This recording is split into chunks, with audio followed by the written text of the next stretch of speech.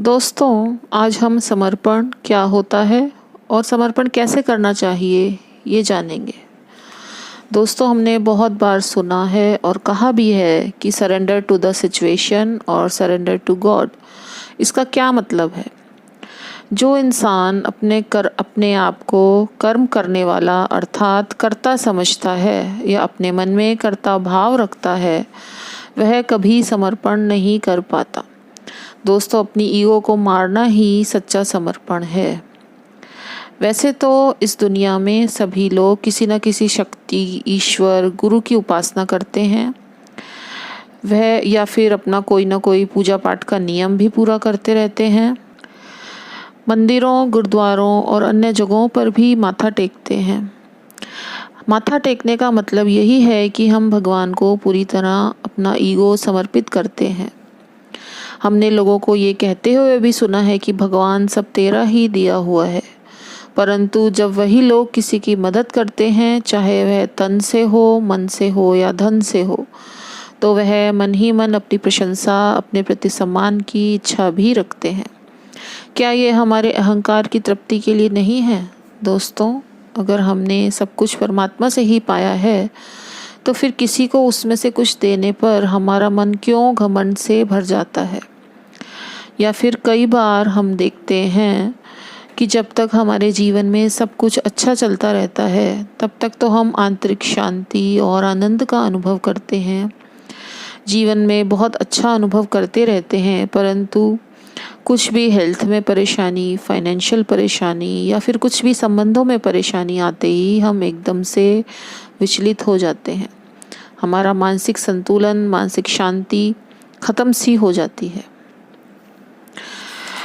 दोस्तों, इसका मतलब तो यह हुआ ना कि हम जीवन में सब कुछ अपनी इच्छा से ही करना चाहते हैं, या यूँ कहूँ कि सब कुछ हमारी इच्छा से ही चलता रहे, यही चाहते हैं। पर क्या ये संभव है?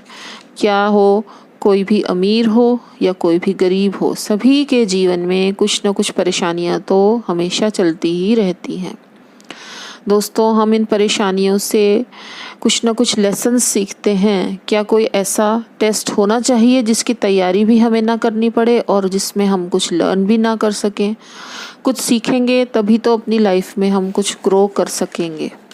तो इसके लिए परेशानियां आना तो ज़रूरी होता ही है, क्योंकि जब हम ये कहते हैं कि इस संसार में एक पत्ता भी गिरता है तो वह भगवान की इच्छा से होता है, लेकिन जब हमारे साथ कुछ भी बुरा हो जाता है तो हम उसे स्वीकार नहीं कर पाते। तब हमारी ईगो हमें कचोटती रहती है कि ये सब मेरे साथ क्यों हुआ, ऐसा हमेशा मेरे साथ गलत ही होता है। दोस्तों, हमारे साथ इस जीवन की यात्रा में जो भी होता है वह कहीं ना कहीं हमारे पूर्व कर्मों का ही फल होता है। तो अच्छा यह है कि हम किसी को दोष ना दें, हम उसे स्वीकार करें। यही सच्चा समर्पण होता है। दोस्तों, जो हम कभी कभी परेशानियां, दुख, कष्ट का अनुभव करते हैं, वह तो जीवन का एक हिस्सा ही है। हमें अपनी मेहनत, लगन और इच्छा शक्ति का इस्तेमाल करते हुए अपना 100% उस दुख को दूर करने में अवश्य ही लगाना चाहिए। पर उस प्रयास के बाद जो भी रिजल्ट आता है, उसे ईश्वर की इच्छा समझकर सहर्ष ही स्वीकार कर लेना चाहिए। क्योंकि अगर हम निराश हो गए तो परेशानियां बढ़ेंगी या कम होंगी, इसका जवाब भी हम सब जानते ही हैं।